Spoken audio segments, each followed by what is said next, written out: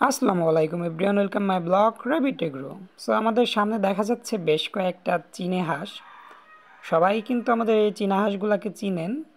স্নিগ্ধা এবং স্নিগ্ধ মানে আমাদের বড় হাঁস দুইটার নাম হচ্ছে।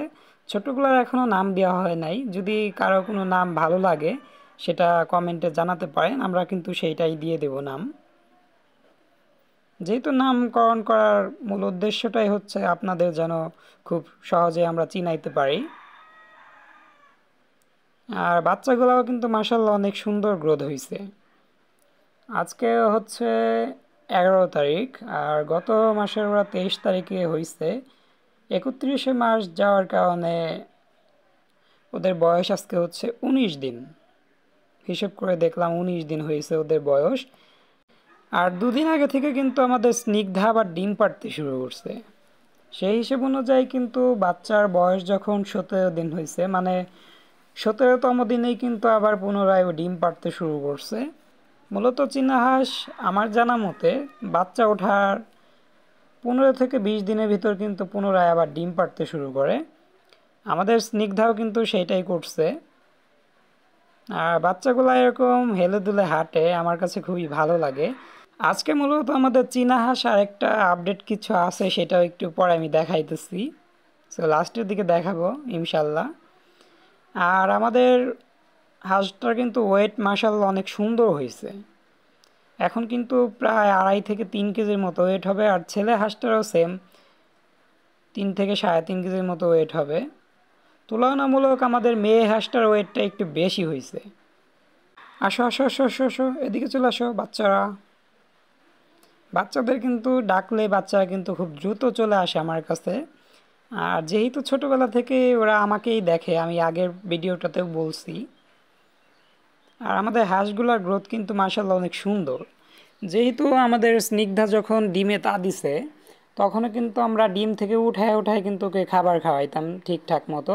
আর গ্রোথটা দেখে বোঝা যাইতেছে প্রায় 2 থেকে 250 গ্রামের মতো ওয়েট হয়ে গেছে এখনই। আর এত স্পিডে ওরা দৌড়াইতে পারে,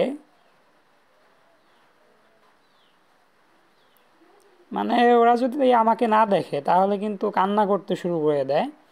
আর আমাদের ছেলে হাঁসটা কিন্তু মাঝে মাঝে আমার সঙ্গে একটু একটু ঝগড়া করতে পছন্দ করে।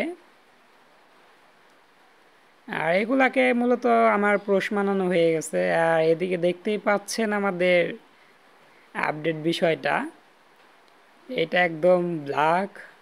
ওর সে কারণে আমি নামকরণ করছি ব্ল্যাক ডায়মন্ড। এতদিন কিন্তু আমি কখনোই ওকে ক্যামেরার সামনে আনি নাই, যেহেতু অনেক ছোট ছিল। ওদের বয়স 25 থেকে 26 দিনের মতো হয়েছে। মূলত খরগোশের বাচ্চার মতো ওদেরও কিন্তু চোখ ফুটতে 10 থেকে 12 দিন সময় লাগে। আর একদমই কিন্তু ব্ল্যাক হয়েছে, যে কারণে আমার খুবই পছন্দের। চোখটাও কিন্তু জোস হয়েছে, মায়ের মতো কিন্তু হয় নাই। আর একটা বাচ্চা আছে এখানে, এই যে বালিশের নিচে। মানে আমি যখন ঘুমাই একটু কিন্তু টেনশনের মধ্যেই থাকি যে কখনো ওরা আমার নিচে পড়ে কিন্তু মারা যাবে চাপ খেয়ে। ওরা কিন্তু অল্প একটু চিপা চাপা পাইলে সেখানেই কিন্তু ঢুইকা পড়ে। আর এই গ্লাসটার ভিতরে কিন্তু মূলত ওরা থাকে, সে কারণে মূলত একটু চিন্তা কম হয়, যেহেতু ওরা গ্লাসের ভিতর থাকে। গ্লাসের ভিতর থাকলে কিন্তু এরকমভাবে চাপ খাওয়ার সম্ভাবনা নেই আমার। আর ও মাও কিন্তু আমি যখন ওদের দৌড়ছি, ও কিন্তু একটু সাইড হয়ে যায় বসছে, যেন ওর বাচ্চাগুলোর সঙ্গে আমি একটু দুষ্টুমি করতে পারি।